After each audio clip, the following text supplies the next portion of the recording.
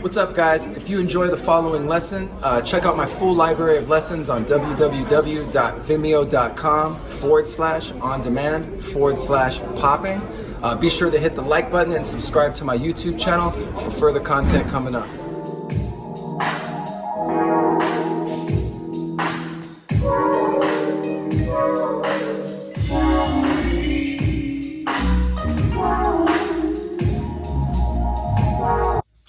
What's up, guys? J-Rock here, back with another lesson. And today we're going over animation style again. This is animation part 2, so I highly recommend you watch animation part 1 because we're kind of building off the other lesson. Also, I taught a lesson in Sinbadding, which we'll go over a little bit still today. That's such a big part of the style, but I strongly recommend you go over muscle control, Sinbadding, robot, and animation lesson 1, okay? So lesson 2, we're gonna get a little bit deeper into it on certain aspects, okay? Jumping right in, animation style is a style where you look illusional, but you are also acting out a character, or even just being an animated dancer. So we're gonna go over that in this one. So characters.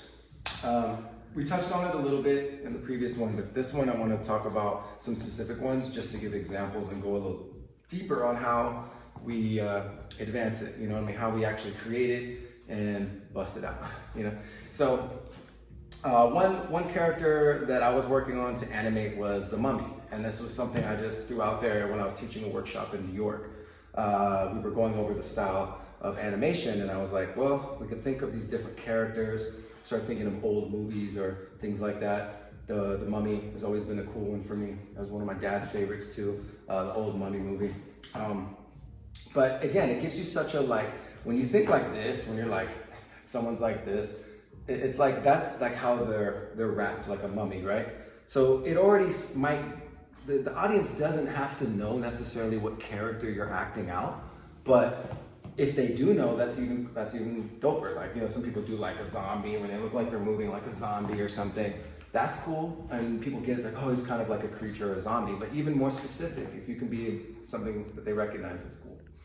So the Mummy, I always, when I was playing around with it in the workshop, I actually liked the way it looked. I had all the students do it and start from the ground, like laying down. So they were on the ground like this, and they would slowly come to life as if they're ripping out of the wrap, like. And it's like, you think of the Mummy hasn't moved in thousands of years. So it's like, his body's all like crackling to life, you know, and the neck's like I wish if I was shooting this, I'd have sound effects on it, you know. But you think of that. So as you're doing the movement, before we add the animated effects, it's like, what motion am I doing? I'm coming to life. I'm breaking these hands out. I'm moving this. I'm breaking my legs from the wrap. And I start moving. And sometimes the Mummy, you know, they had him in the movie, they walk like this, he walked like that. This is some old black and white movie of the Mummy. But Frankenstein did the same thing, you know, zombies do the same thing. But moving like that to kind of come to life. And then from that, it's a dance, right? So animation style it's done to the music, you're moving, you're dancing. So how would a mummy start dancing if he was animated? I would think a King Tut, an old school vibe of Tut. He's not gonna go into all this crazy finger tutting and shit, but I'm thinking basic, and moving, you know, kind of vibe, but making it animated. So that's kind of the basic of breakdown of the character. Now, when we go into these animated sequences, we're not performing a 5-minute skit, you know. Sometimes it's just a moment in your solo, or maybe you want to start your round off with some animation, or maybe you're performing it on stage or something like that, and that's a whole nother thing. But that's a long enough sequence. So starting from coming to life, it's now this is where the technique comes in. So you're talking about the Sinbadding, how I can move, if I go, maybe I pop to start it, and then I move. And as I'm moving that hand to come to life, it's that motion that looks like it's skipping or stuttering that makes it animated. So we're using the Sinbadding, or the vibrating to a stop, I can go stop, stop. Use my finger, I can make the fingers kind of like also act like coming to life as I'm coming out of it, and then the head. So having that control of the Sinbadding in my neck, my legs, even as I'm moving my legs or like vibrating down and coming forward,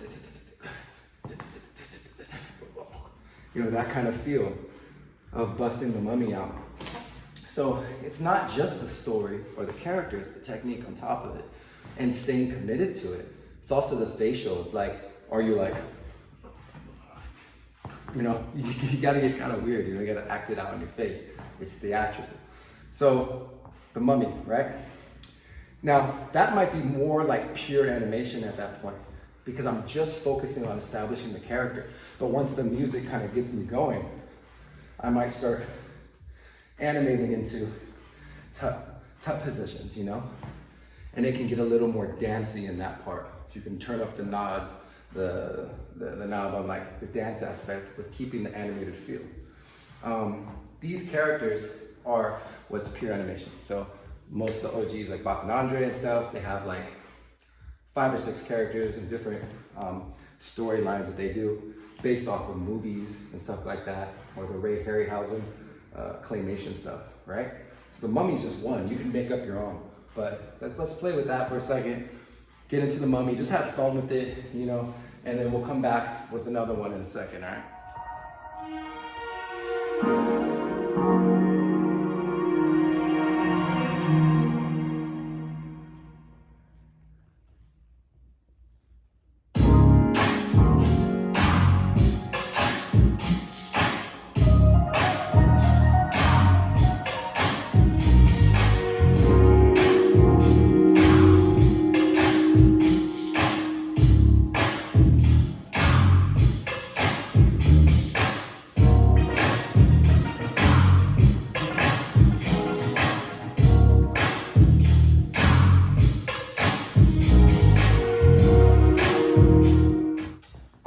Back with animation, creating characters within the style, all right? So we messed with the mummy, that was cool, that was fun. It might not be your favorite, but it's just one that I throw out there from time to time. Another one is the Medusa. Medusa from the old Clash of the Titans movie. I love that one, with the snakes behind the head, you know, and she's like grabbing the bow and arrows, and she moves like a snake, so maybe she glides. There's so many things you can do with the Medusa or any of these characters. Just each one has its own little things where you're trying to act out, and that becomes the challenge of how can I Sinbad and dime stop this movement in this character, right? Now a little different, because animation isn't only just the Sinbadding aspect. It can be looking animated or unreal. So even the robot falls into it. Like just doing the robot, you could say technically could fall under animation, but robot's its own style. That's where people get confused, right? But a style that like Skeeter Rabbit used to do called the Cyborg, which was really dope. He would do the robot, but it was like this weird kind of like the way he would move, and it was more human. I mean, Cyborg, right? Cyborg is like half human, half robot, so that makes sense. But it wasn't so rigid. It was like kind of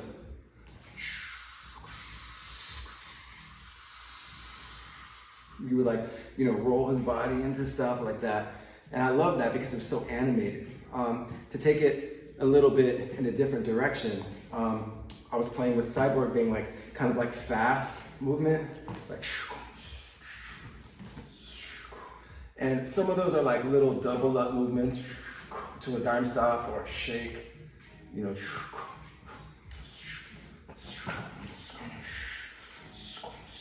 it still has like a lot of fast, like, yeah, I'm thinking like a robot, but instead of me just moving like a straight line, sometimes I change the pattern or path of how my arms are moving or my head and the speed to a dime stop. And that kind of movement is still very animated. It looks very like fake, and I'm not like doing your traditional robot. It's a little bit weird. It's a little quirky. It's like, a mix between like that Jackson 5 fast robot and what Skeet was doing with the Cyborg. So I just call it like another Cyborg version of Cyborg, which is faster, funkier version, I guess. That's another way to play with characters. Just act out this, like, create this perimeter of like what the character is, or the feel that you're going for, and animate it, right? So another thing which transitions into adding animated effects to your overall dance. So this is what a lot of people mostly do. This is what you see me do. So sure, I play with animation all the time, especially in the theater world. We're doing lots of acting and character work, animating it, and it's less like dancey, like in a cypher or a battle, which is like, you have 60 seconds to get down. Do you want to waste it acting out a character? You know, you usually don't use it that way. But a lot of people use it this way, where as if they're popping, they might go, they might use a little moment, it's like, or, and then back to grooving and popping and moving. So, or I might go,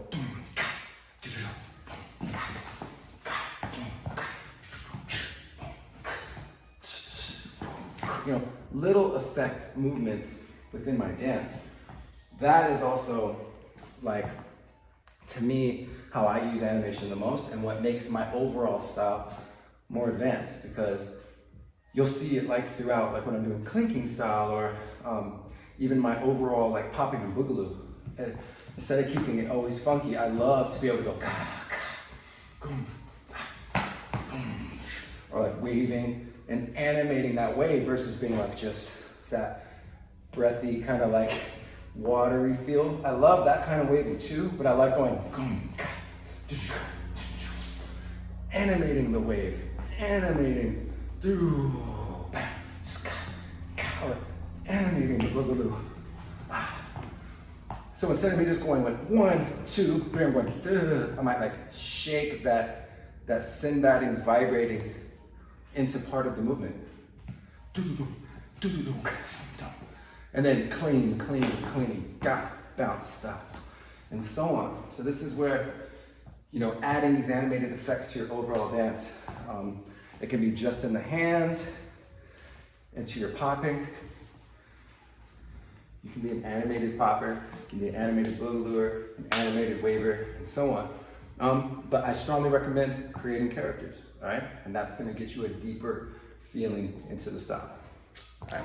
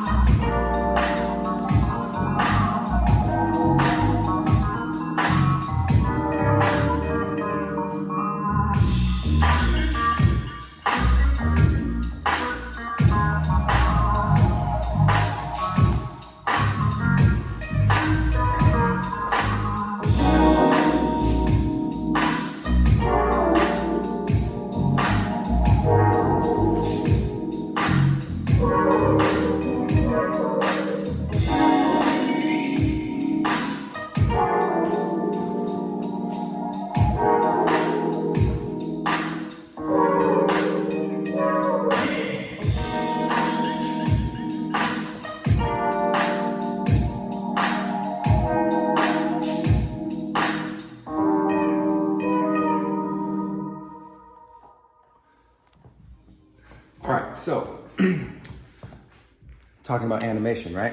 Okay, so all of these techniques and these characters and dancing with it and all of that stuff is great. And in my opinion, the way to take it to the next level, which a lot of OGs did, and a lot of great stage performers did. And actually the Bay Area knew from the get-go, those groups that even came before popping knew, which was creating costumes for your character or your performance. So making it more theatrical. Again, I said this in the first one, that I personally believe that animation belongs on a stage or a performance, and something where you can have a hard spotlight on and someone comes out in this crazy costume.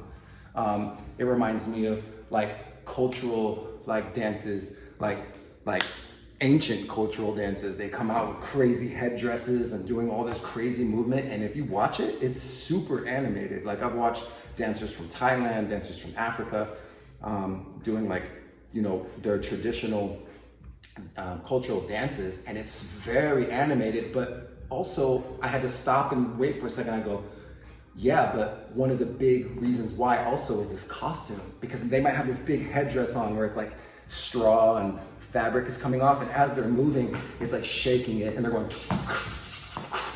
and it looks so illusional and fake. It doesn't look human. And a lot of the stories they're telling, that's what that character is. It's like a demon in the cultural story, or it's a spirit or something like that. Or even like Native Americans, they do it with masks as well.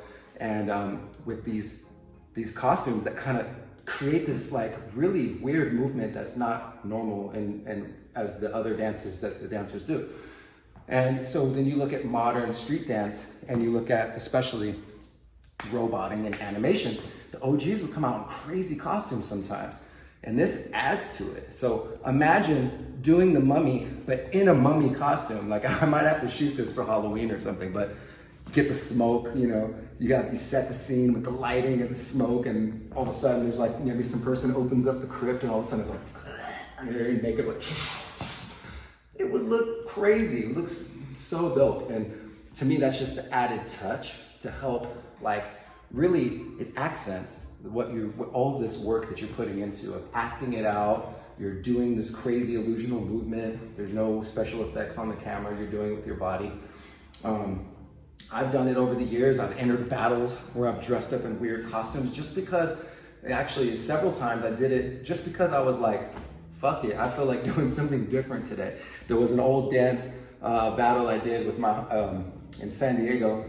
I told everybody I had to work that night, and I like dressed up in this crazy ass costume because I was winning all the popping battles in LA at the time. But I was getting a lot of like flack, like, oh, J-Rock only does popping and boogaloo. He's an electric boogaloo clone, blah, blah, blah, blah, all that stuff. So I was like, okay, bet. I'm gonna tell them I have to work. At the time, I still worked at a restaurant. I was grinding to be a professional dancer. So they were like, oh, he has to work. Bet, okay, we're gonna go enter this battle.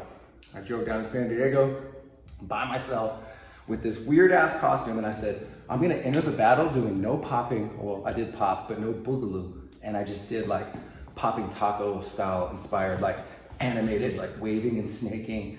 And most of the people didn't know who I was. I walked up to friends that I knew and just stood next to them like this and was like, and they're like, what's up, man, who are you? And I would just be like, when I'd walk off. I wore gloves, and they couldn't even see what race I was. For all they knew, I was an Asian guy or something.